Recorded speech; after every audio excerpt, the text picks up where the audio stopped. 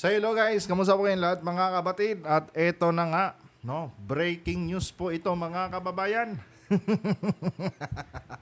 Oh, mga DDS ha, walang iyakan ha, walang iyakan. At talagang, nako, patay na yan si Tatay Digong nyo. No, hindi na po talaga yan tawag nito, makakalayas diyan sa or makakalabas diyan sa kulungan ng ICC. Paano ba naman kasi mga kapatid? Ito po ang balita ngayon. Sabi po dito sa balita ng ABS-CBN, breaking news. Nicholas Kaufman and Dub Jacobs are withdrawing as defense counsel for former President Rodrigo Duterte in his crimes against humanity case in the International Criminal Court. Anong ibig sabihin nito mga kababayan? Wala na. Finish na mga kabatid. Suko na po. No, itong isa sa pinakamagaling na international lawyer, no, diyan po sa International Criminal Court. Sa madaling sabi mga kababayan, hindi na po kaya ni Kaufman na ipagpatuloy pa itong kanyang pakikipaglaban or itong kanyang pagtatanggol kaya former President Duterte. Ano ba naman kasi mga kabatid? Sandamakmak po ang ebidensya dito sa nakumit na crimes against humanity ni Tatay Digong nyo.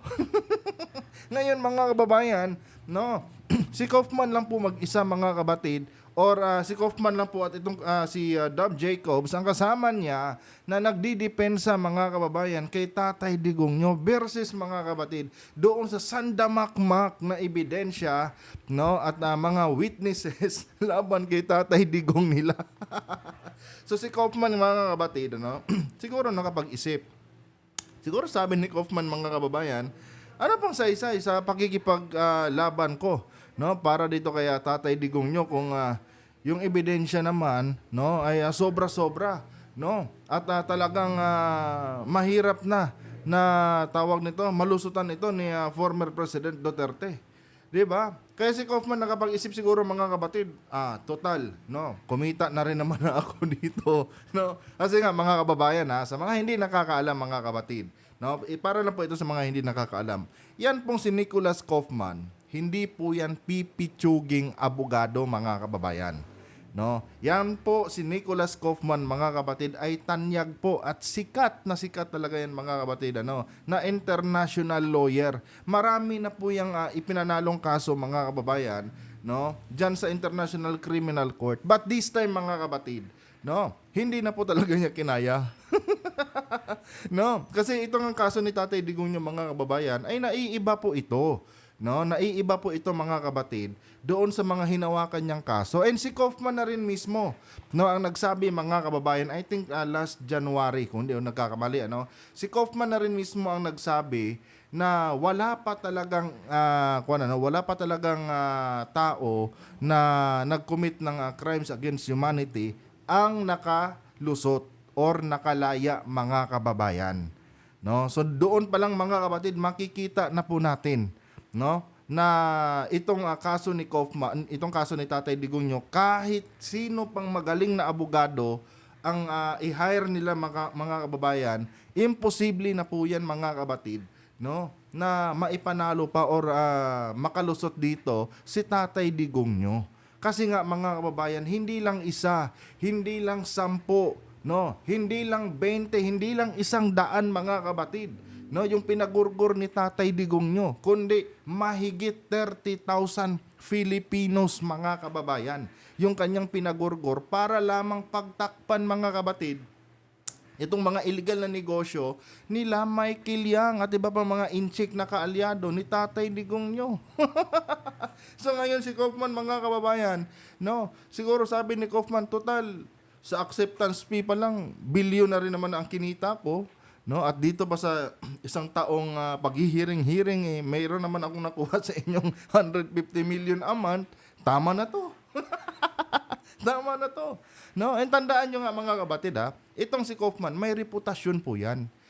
Kinilala po yan bilang isa sa pinaka magaling na abogado dyan sa International Criminal Court. And ngayon mga kabatid kung magpapatuloy siya sa kanyang paghawak dito sa kaso ni Tatay Digong niya na kung saan alam naman niya No, siya mismo alam na niya na wala talagang panalo si Tatay Digong nyo. Mga kababayan, masisira lang po itong kanyang reputasyon, no? So ano pa ang sense mga kapatid na ipagpapatuloy niya itong paghawak sa kaso ni Tatay Digong kung alam na rin naman na niya, no, na talo pa rin ito. Kahit ilang taon pa ang abutin, talo pa rin naman talaga si Tatay Digong nila. Dahil nga mga kababayan, napakabigat po ng kaso mga kapatid na crimes against humanity.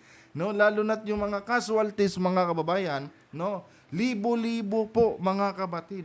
Biruin niyo yan, 30,000 Pilipinos mahigit mga kapatid. No, yung casualties doon sa tukhang na pinairal ni Tatay Digong nyo. So si Kaufman, nag-isip na lang talaga siguro, hindi ko na kaya to. Suko na ako dito. Bago pa man masira yung reputasyon ko, no, bilang isa sa pinakamagaling na abogado dito sa ICC, bibitawan ko na. Bibitawan ko na tong kaso ni Tatay Digong nyo. Pasensya na kayo. Talagang pera-pera lang talaga to.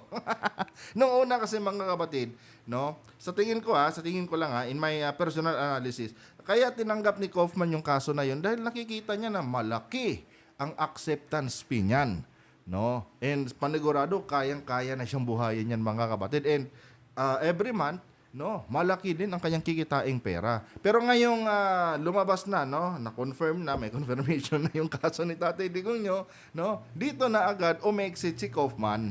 'Di ba? Dito na po umexit si Kaufman mga kababayan dahil kumbaga play safe lang si Kaufman mga kapatid.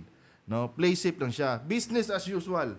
No, noong wala pang confirmation, okay, no, tuloy-tuloy. Pero pag after confirmation na kung saan alam na niya mismo, no, siya mismo alam na niya na walang panalo, exit na siya. Total kumita na rin siya sa loob ng isang taon.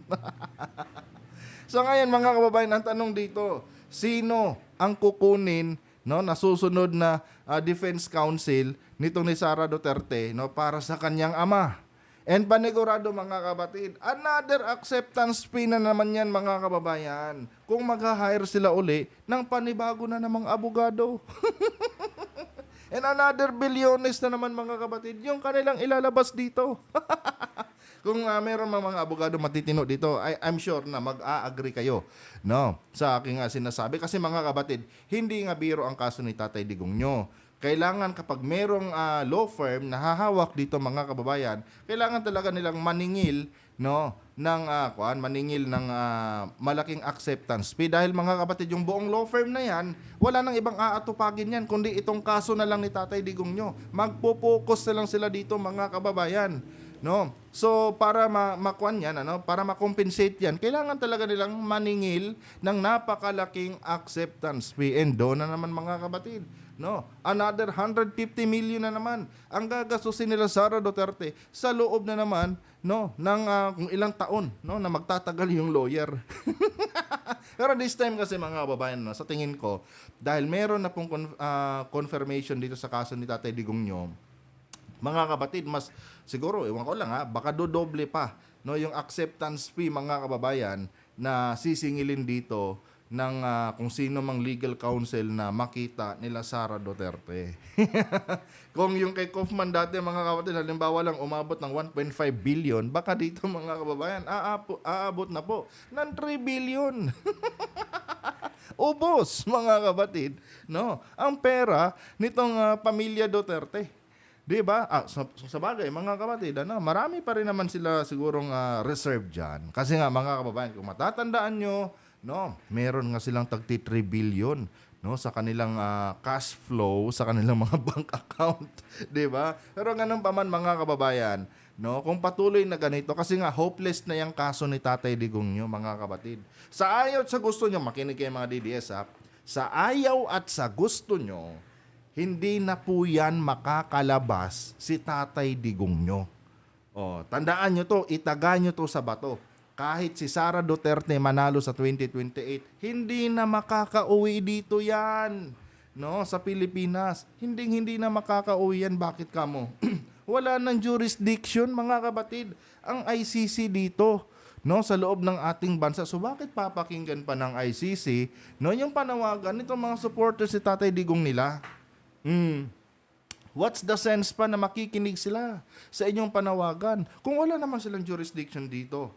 Oh, and imposible yan mga kapatid. Kung sa halimbawa lang, swertehin si Sara, tawag nito, makalusot siya sa impeachment niya at manalo siya sa 2028. No? Halimbawa lang mga kapatid, ang pinaka last option ni Sara is bigyan uli, no, ng jurisdiction ng ICC sa loob ng Pilipinas. Nang sa ganon, meron tayong kahit papano, no, connection doon sa ICC. Pero mga kapatid, there is no guarantee na yan si Tatay Digong nyo ay papauwiin pa ng ICC dito. No, kahit yung anak pa niya or kahit bigyan pa natin ulit ng jurisdiction ang ICC dito sa loob ng ating bansa. And ito mga kapatid ito, pansinin nyo or wala ba kayong napapansin, no, sa mga nangyayari ngayon? Noong nakaraang araw, 'di ba? I think noong May 6, no? Si Franco Mabanta mga kababayan ay nasa kote po ng NBI, no, doon sa kanilang tangkang pag-extort ng pera kay Martin Romualdez, 'di ba? Balitang-balita 'yan mga kapatid. And gaya nga nung nasabi ko mga kapatid nung nakaraang video natin, ang personal analysis ko, no, sa pangyayaring 'yon is merong malaking tao talaga sa likod ni Franco Mabanta kung kaya't nagkaroon siya ng lakas ng loob para hut-hutan ng pera or subukang hut-hutan ng pera na nagkakahalagang 300 million itong si Martin Romualdez. Kasi kung titignan nga natin mabuti mga kababayan, ito po kasing si ito po kasing si Franco Mabanta ay isang ordinaryong entrepreneur lang yan mga kapatid. No? Ordinaryong entrepreneur lang siya. No? And yung kanyang ginawa, no, is sinubukan siya, nag-attempt siya na hut-hutan ng pera yung pinsan mismo ni Pangulong Marcos. 'Di ba? Kung ordinaryong entrepreneur lang siya mga kababayan, saan siya humugot ng lakas ng loob para gawin 'yun? Oh, pinsan ng presidente mga kapatid, sinubukan nilang i-blackmail, 'di ba? And ang analysis ko nga doon, meron ngang tao sa likod ni Franco Mabanta. At isa na nga sa pinagdududahan ko mga kababayan, walang iba kundi si Vice President Sara Duterte. Bakit si Vice President Sara Duterte mga kapatid? Simple lang. Sino ba ang may malaking galit, no, kay Martin Romualdez? Oh, hindi ba mga kababayan? Si Sara Duterte. 'Di ba? Si Sara Duterte mga kapatid, no? Kaya hindi imposible na si Sara Duterte ang nasa likod, no, noong plano ni Franco Mabanta mga kababayan na mag-extort ng 300 million kay Martin Romualdez. Ngayon mga kapatid, tignan nyo ako kasi naniniwala ako na legit po yung sinasabi nilang video. Kanya nga lang mga kababayan, dahil siguro sa galit ni ni Sara Duterte kay Martin Romualdez, gusto nilang inegosyo muna, no, yung ebidensya laban kay Martin. Kaya ang ginawa nila mga kapatid, ginamit niya si Franco Mabanta. Oh, eto ang ebidensya no. Ngayon, subukan niyo i-blackmail si Martin. Pag pumayag siya, labas ka na dito Franco. Kami na bahala kung paano namin ilalabas, no, yung ebidensya na yan. Pero pag hindi siya pumayag, no, na magbigay ng 300 million, i-ere niyo na. No? I-ere niyo na. Ang nangyari mga kapatid, no, sinakyan sila ni Martin Romualdez. Kinontak ang NBI. Nung pag-contact ni Martin Romualdez sa NBI, mga kababayan, inoperate ng NBI. Nasa kote. So ngayon, mga kapatid, yung 300 million, wala na. Sunog na, mga kababayan.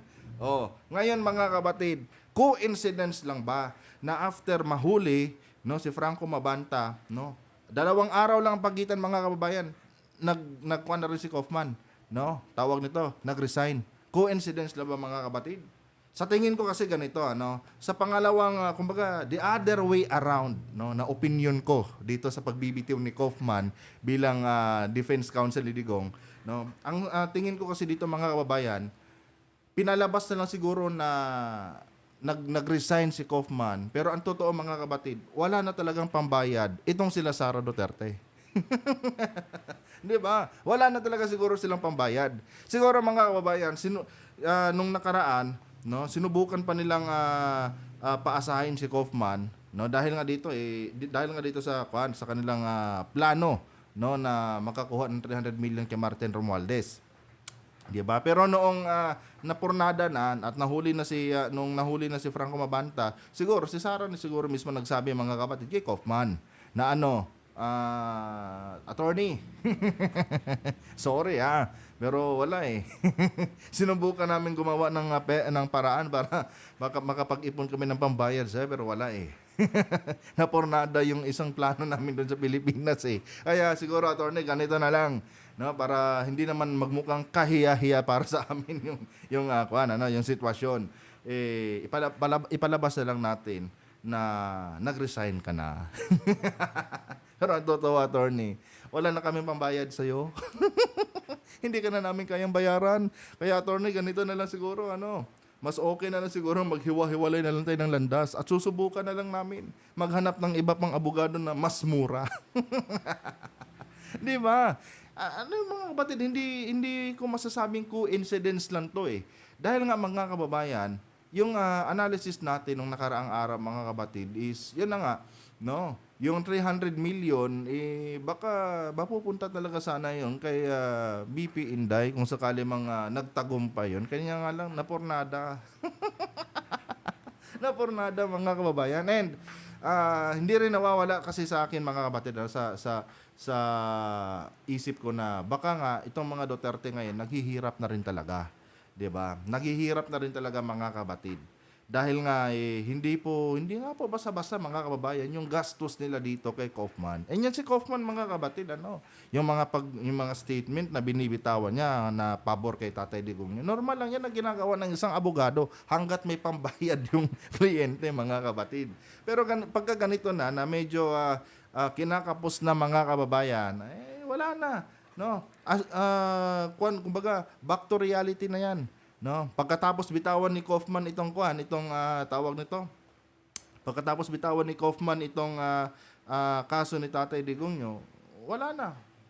Usual na buhay ni Kaufman mga kapatid. Baka nga baka nga mga kababayan kunin siya ng mga biktima ni Digong bilang abogado kasi nga si Kaufman mga kapatid magaling na abogado. Ngayon mga kababayan, hindi magdadalawang isip yan si Kaufman. Kung sakali lang nakunin siya, hindi magdadalawang isip yan as long as kaya nilang bayaran mga kapatid yung demand na pera ni Nicholas Kaufman.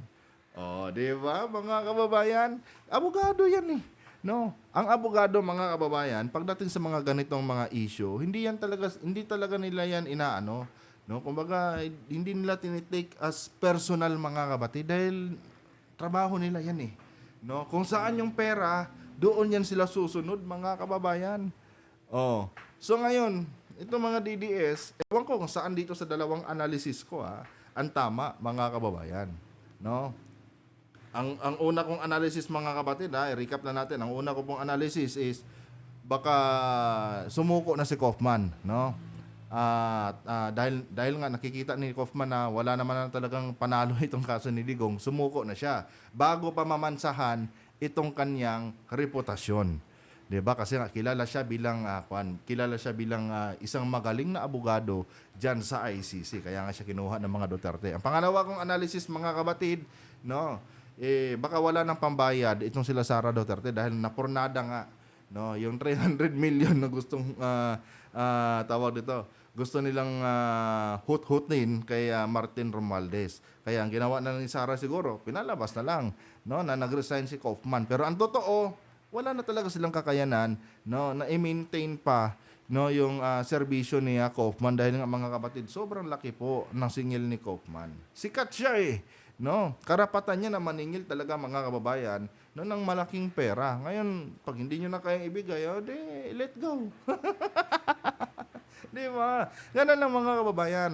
And, nako, mga DDS, gaya ng sabi ko sa inyo mga kababayan, si Tatay Digong nyo, dyan na talaga yan. Dyan na po magtatapos ang buhay niyan sa ICC. Dyan na yan mga kapatid. Yung kaso niya, gaya ng sabi ni Kaufman noon, wala pang nakaligtas dyan. No? Wala pang nakasurvive sa kaso na yan, yung crimes against humanity na yan. No? Napakaliit ng tsansa mga kababayan. 0.100 na 0.1. Yan po mga kabatid, no, ang chance of survival ni Tatay Digong nyo. Kaya nga itong si Bato, di ba? Kung mapapansin nyo si Bato, mga kabatid, ayaw talaga magpakita. Dahil alam ni Bato, nako, kulang na kulang yung pera ko sa bangko kapag nag-hire ako ng Defense Council, no, sa ICC, kaya magtago na lang ako. Di ba? Tago na lang muna ako. Kasi pag nahuli ako, there is no coming back. Anyway guys, no, hanggang dito lang itong video natin. Kung nagustuhan nyo po mga kapatid, huwag kalimutang i-like ang ating video.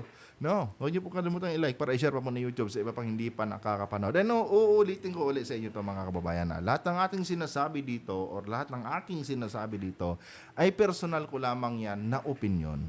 Hindi ko sinasabing ito po ay tama. No, personal ko po yung opinion mga kapatid base sa obserbasyon ko, no, sa mga nangyayari ngayon, no, sa ating bansa.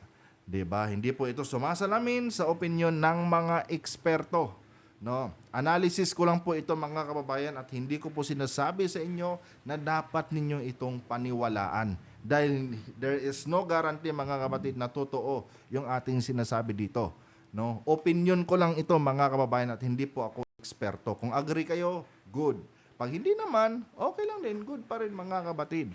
Lahat po tayo ay may kanya-kanyang opinion, no? Dahil may demokrasya tayo mga kababayan. Ayon po kay Senator Robin Padilla. Hanggang dito na lang. Adios.